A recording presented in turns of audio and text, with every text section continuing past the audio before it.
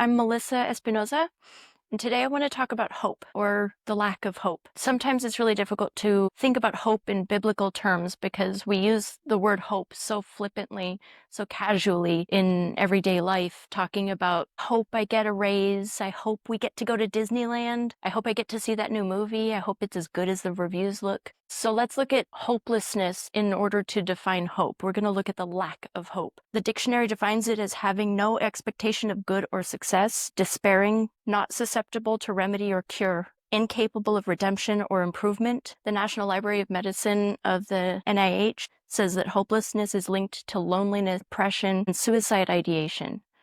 Suicide is the second and third most common cause of death for ages 10 to 24.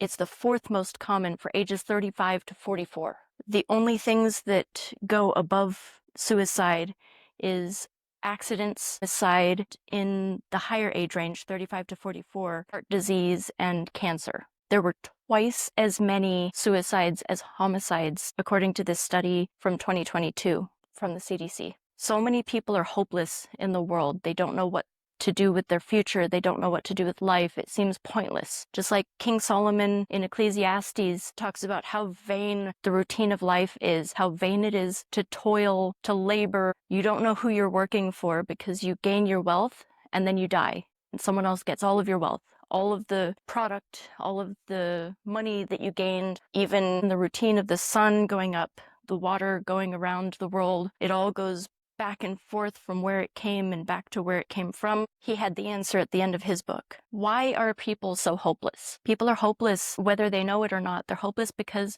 our natural habitat is with God. He created us to be with Him. He created us to be happy with Him. And most people don't put themselves with God. They've walked away from God. How are we separated from God? Sin separates us from God because God is perfectly just.